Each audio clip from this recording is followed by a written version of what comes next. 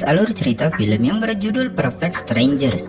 Film ini bercerita tentang 7 orang sahabat yang hadir dalam sebuah acara jamuan makan malam.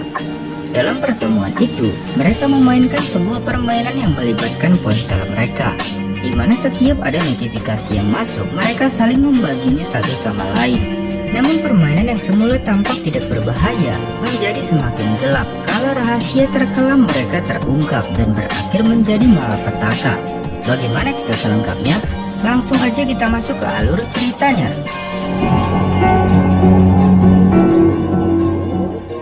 Kisah berawal dengan memperlihatkan beberapa pasangan suami istri yang rencananya di malam ini mereka mengadakan reuni di salah satu rumah.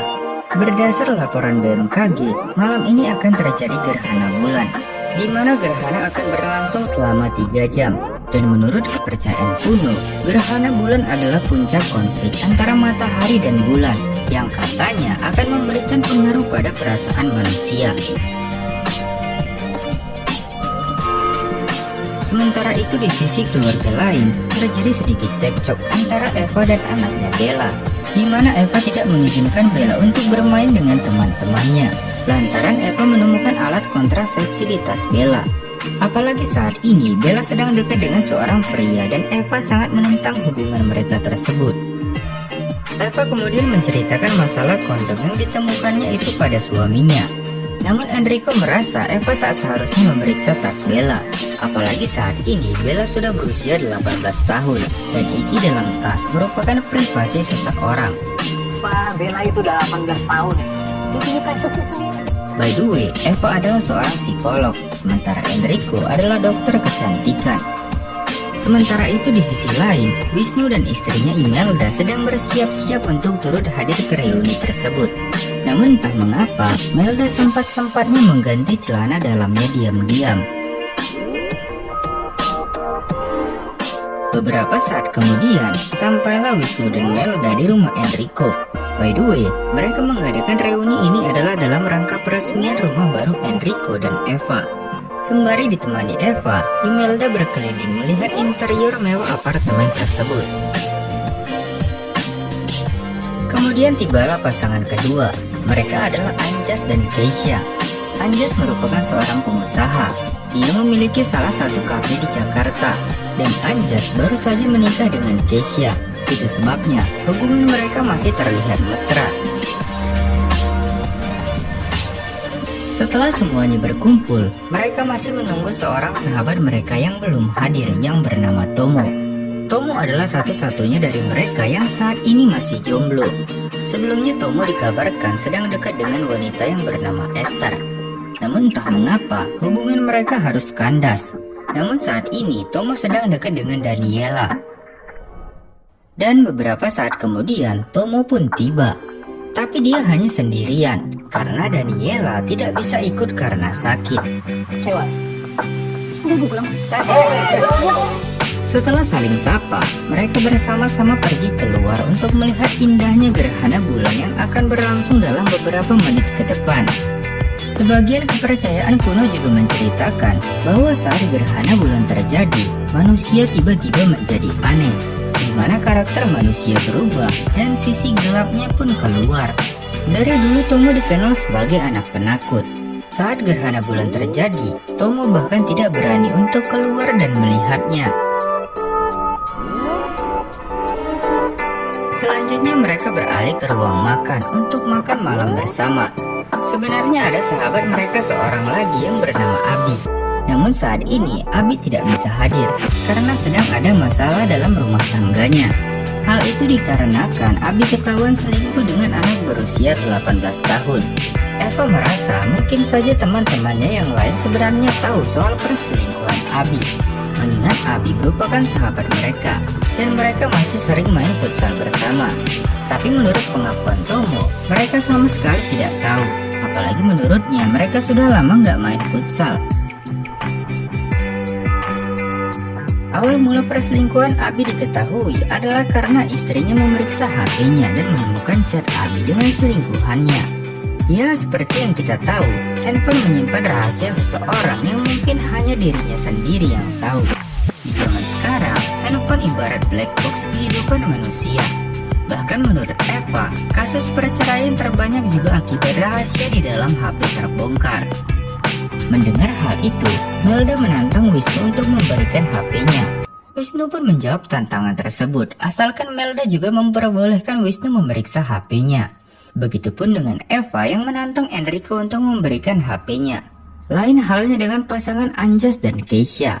Mereka tidak saling curiga dengan handphone pasangannya. Bahkan Keisha tidak membuat kata sandi di HP-nya. Karena berbagai tantangan tersebut, Eva mengusulkan sebuah permainan, di mana mereka akan mengumpulkan masing-masing HP mereka di atas meja. Nantinya, setiap chat, telepon, email, atau apapun yang masuk harus dibaca bersama. Sebagian dari mereka menolak permainan tersebut, seperti Enrico, Wisnu, dan Anjas. Namun karena kebanyakan dari mereka setuju, mereka pun terpaksa ikut dalam permainan. Gue taruh. Sementara saat permainan berlangsung, Bella akan segera pergi bersama temannya. Handphone pertama yang berbunyi adalah HP-nya Anjas. Ternyata Anjas mendapat pesan dari nomor yang gak dikenal, di mana pesan tersebut berisi, "Aku mau tubuhmu." Anjas mengaku tidak mengenal siapa yang mengirim pesan tersebut. Beberapa saat kemudian, orang itu menelponnya. Sambil didengarkan yang lain, orang itu berkata dia rindu dengan Anjas, yang ternyata ya, itu adalah ulah Enrico. Beberapa saat kemudian, giliran HP Tomo yang berbunyi. Tapi itu adalah mamanya yang hanya menanyakan kabar dirinya dan teman-temannya. By the way, Tomo adalah guru olahraga. Beberapa waktu ke depan, Tomo akan segera pindah ke sekolah di Bali. Itu karena Tomo dipecat dari sekolahnya saat ini di Jakarta. Padahal menurut pengakuannya, Tomo sudah mengabdi selama 10 tahun.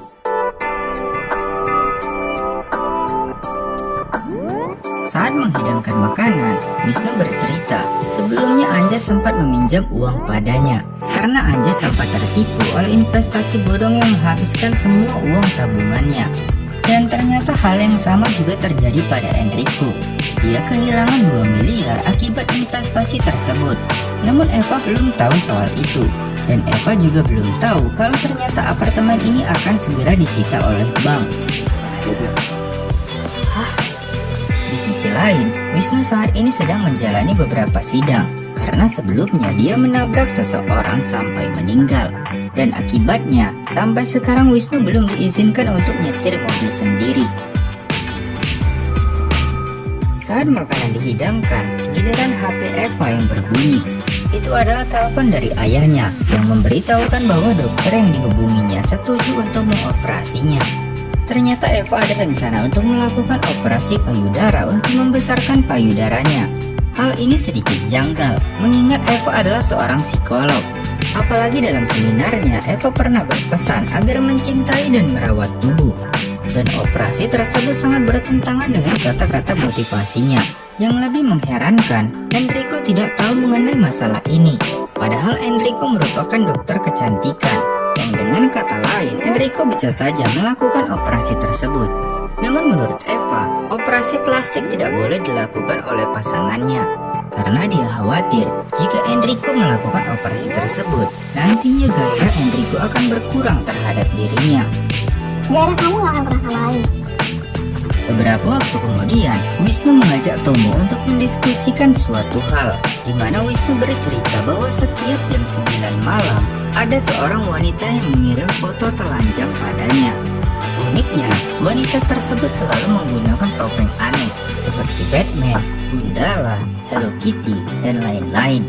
Dan parahnya lagi, wanita tersebut berusia 52 tahun.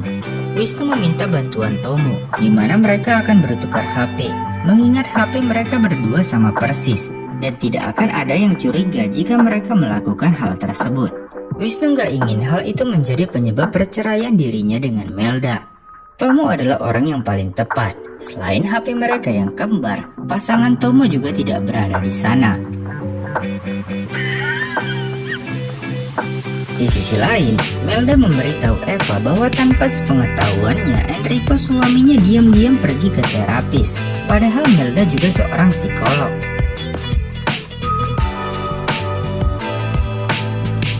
Kembali lagi ke meja makan. Kali ini giliran HP Melda, di mana yang menelponnya adalah teman kelas kursus bahasa Italianya. Tapi tak seorang pun yang mengerti selain Melda, karena mereka berbicara bahasa Italia. Melda pun menjelaskan isi percakapannya yang berisi ajakan untuk hadir setengah jam lebih awal esok hari. Lalu HP mereka bertiga berbunyi di saat yang sama, di mana itu adalah grup futsal yang memberitahukan bahwa akan ada pertandingan futsal esok hari. Tapi anehnya, Tomo yang juga ikut dalam grup tersebut tidak mendapat notifikasi apapun. Belakangan diketahui, ternyata ketiga temannya membuat grup futsal baru tanpa Tomo. Grup futsal tanpa Tomo. Kemudian Anjas mendapat pesan dari Juwita yang meminta untuk ditelepon saat itu juga. By the way, Juwita adalah asisten manajer Anjas di kafenya.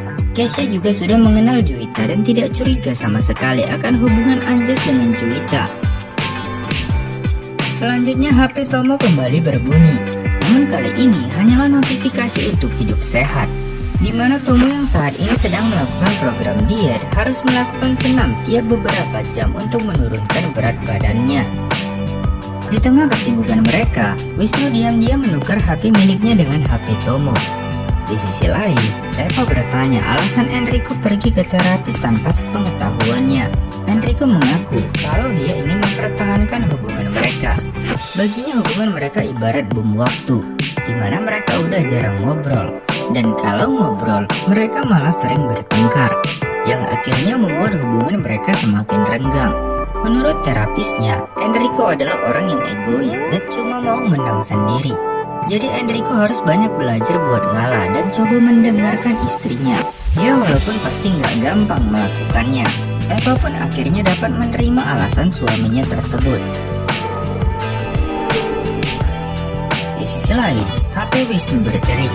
Namun karena telah sepakat, Tomo mengaku bahwa itu adalah HP miliknya. Seorang yang bernama Baby mengirim foto dirinya yang menggunakan topeng Minions.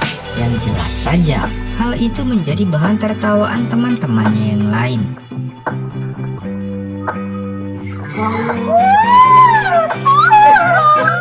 Setelah selesai menertawakan Tomo, HP Tomo yang saat ini dipegang oleh Wisnu pun berbunyi, yang berisi WA dari seorang bernama Denny.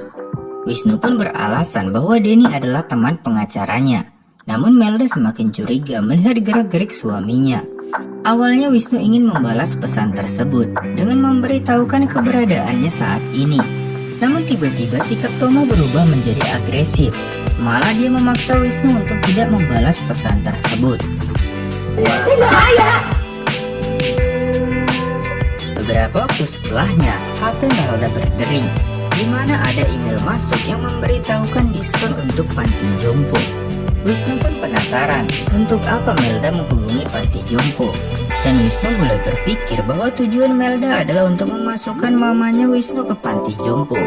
Melda merasa kehadiran mertuanya di tengah keluarga mereka malah membuat hubungan Melda dan Wisnu serta anak-anaknya menjadi renggang, karena mertuanya terlalu banyak mencampuri urusan rumah tangga mereka. Teman-temannya juga sependapat dengan Melda bahwa akan sangat merepotkan jika orang tua tinggal serumah dengan mereka. Namun Wisnu tetap keberatan jika mamanya masuk ke panti jompo, terlebih mamanya sekarang hanya seorang diri. Seiring berjalannya waktu, emosi mereka mulai tak stabil, hingga mereka bertanya-tanya apakah ini pengaruh gerhana bulan. Akhirnya mereka pun memutuskan untuk pergi keluar untuk melihat gerhana. Sementara yang lain melihat gerhana, Melda meminta maaf pada Wisnu akan sikapnya tadi. Mereka pun memutuskan untuk selfie bersama. Tapi tiba-tiba, HP Kesha yang digunakan untuk mengambil foto itu berbunyi, di mana dia mendapat pesan dari mantannya yang bernama Popo. Bahkan Popo terus mengirim pesan, hingga pesan terakhirnya yang berisi,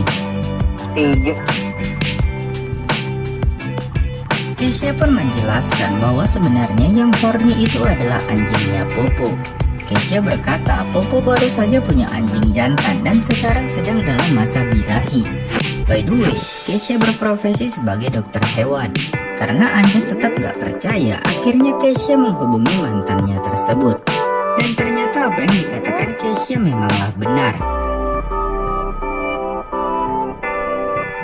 Mereka memutuskan kembali ke meja makan untuk menikmati hidangan penutup. Baru saja mereka duduk, HP Enrico berbunyi, di mana ia mendapat panggilan dari Bella anaknya. Dalam percakapan mereka, Bella berkata bahwa ia diajak menginap berdua di rumah pacarnya. Bella takut jika ia menolak ajakan tersebut maka pacarnya akan marah. Akhirnya Enrico memberi solusi agar mereka berdua menginap di rumahnya agar Enrico bisa mengontrol mereka.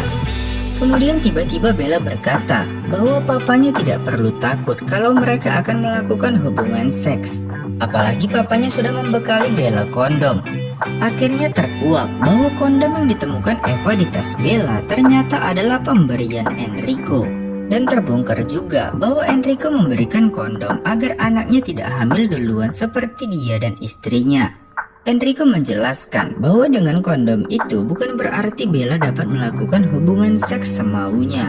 Karena saat pertama kali dia melakukan itu, momen itu harus menjadi kenangan terindah yang bisa ia ingat seumur hidupnya. Kamu ngerti maksud apa, Bella? Selanjutnya Denny kembali mengirim pesan karena pesan sebelumnya tidak direspon. Denny terus-menerus mengirim pesan hingga akhirnya Melda membalas pesan tersebut dengan menjelaskan keadaan yang sebenarnya. Namun Denny malah marah. By the way, Denny adalah cowok, namun dari pesannya terlihat bahwa ia agak kemayu. Kemudian Denny menelpon dan mengakhiri hubungan mereka karena merasa sudah dibohongi. Karena sudah terpojok, Wisnu pun menjelaskan bahwa Denny adalah seorang gay dan Denny berpikir bahwa Wisnu juga gay. Padahal Wisnu sudah menjelaskan bahwa ia bukanlah gay. Namun Melda tetap gak yakin, mengingat ada beberapa orang yang tertarik pada pria dan wanita. Apalagi saat berhubungan dengan istrinya, Wisnu sering meminta gaya yang aneh-aneh. Saat Wisnu mencoba menjelaskan, Denny kembali mengirim pesan yang berisi bahwa dia kangen dengan ciuman Wisnu.